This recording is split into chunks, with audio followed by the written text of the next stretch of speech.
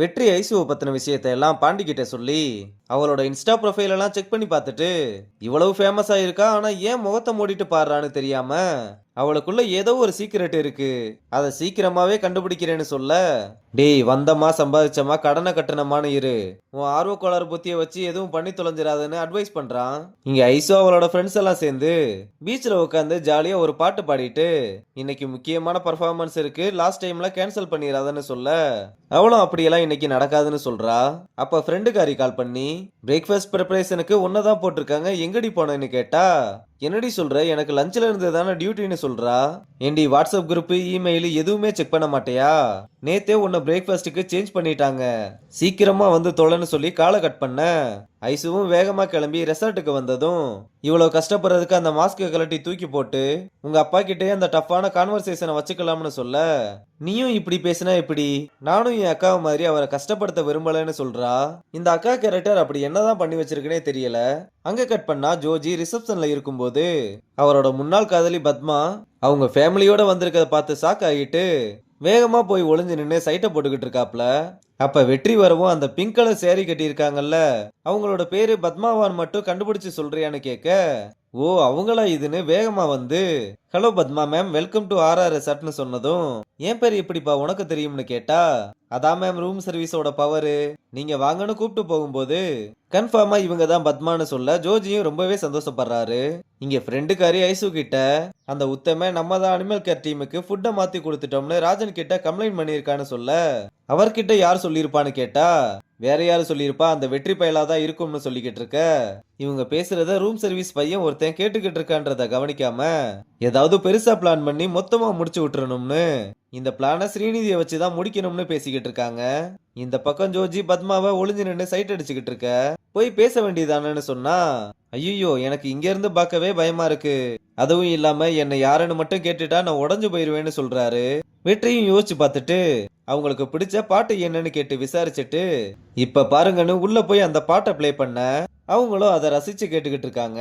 அப்ப வெற்றி வரவும், யாருப்பா இந்த பாட்டெல்லாம் பிளே பண்றா, எல்லாமே எனக்கு பிடிச்ச பாட்டா இருக்கேன்னு கேட்க, இதா சாக்குன்னு ஜோஜியை கோர்த்து விடுறான். அவங்களும் ஜோஜியை பார்த்து ரொம்ப சந்தோஷமா வெளியே வந்து, உண்மையாவே நீதானா, என்னால நம்பவே முடியல, உன்னை பார்த்து எத்தனை வருஷம் ஆச்சுன்னு சொன்னதும் 35 வருஷம் 4 மாசம் 13 நாள் ஆச்சுன்னு சொல்றாரு.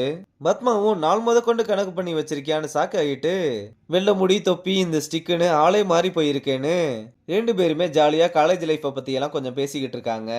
அப்ப பேர பசங்க வந்து வாங்க பாட்டி விளையாடலாம்னு கூப்பிட, உன் பேர பசங்களா இது, என்னால நம்பவே முடியலன்னு சொல்ல, நம்பிதான் ஆகணும் தாத்தா, காலை ஓடிருச்சுன்னு, நான் இன்னும் ஒரு வாரம் இங்கேதான் இருப்பேன், நம்ம அப்புறம் பார்க்கலாம்னு சொல்லிட்டு கிளம்புறாங்க. இங்க ரியா வந்து ஐசுவை பார்த்து, ஈவினிங் பீச்ல வெயிட் பண்றேன், ஃப்ரீயா இருந்தா வா, உங்ககிட்ட கொஞ்சம் பேசணும்னு சொல்லிட்டு போறா.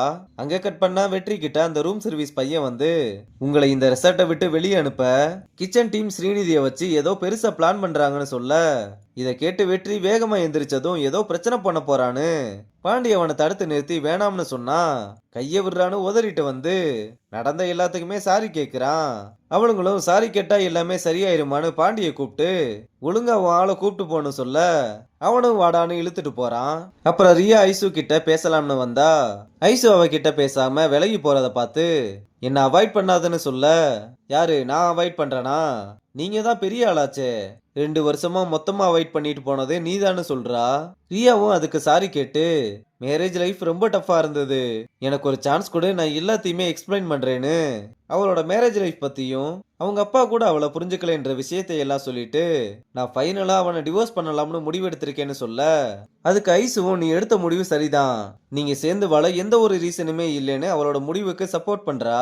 அப்ப திடீர்னு ரியா மயக்கம் போட்டு விழுந்ததும் அந்த பக்கம் வாக்கிங் போய்கிட்டு இருந்த ஒரு டாக்டரை கூப்பிட்டு ஹெல்ப் பண்ண சொல்ல, அவரும் எல்லாத்தையும் செக் பண்ணி பார்த்துட்டு இவங்க பிரெக்னென்ட் ஆயிருக்காங்கன்னு குண்டை தூக்கி போறாரு.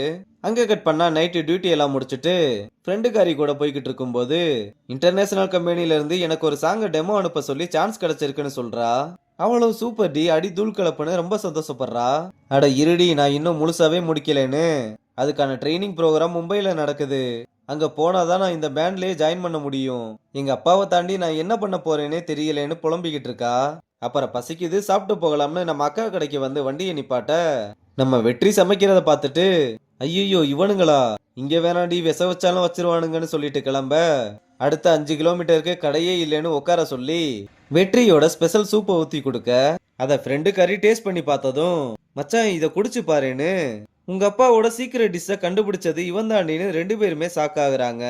அப்ப வெற்றி சும்மா இல்லாம இன்னைக்கு நீங்க ஷோக்கு போகலையா, உங்க ஃபேன்ஸ் எல்லாம் உங்களை மிஸ் பண்ண போறாங்கன்னு சொன்னதும் இவனுக்கு எப்படி தெரிஞ்சதுன்னு ரொம்ப பதட்டமா குடிச்சுக்கிட்டு இருந்த சூப்பை கீழே போட்டு வேகமா கிளம்பும் போது, ஏங்க நீங்க தான் அந்த சிங்கர் லாரான்னு எனக்கு தெரியும்னு சொல்ல காதை பொத்திக்கிட்டே அங்க இருந்து வேகமா கிளம்புறா. வெற்றியும் அவளுக்குள்ள என்னமோ ஒளிஞ்சுகிட்டு இருக்கு. சீக்கிரமாவே கண்டுபிடிக்கிறேன்னு சொல்றதோட இந்த எபிசோட முடிச்சிருக்காங்க.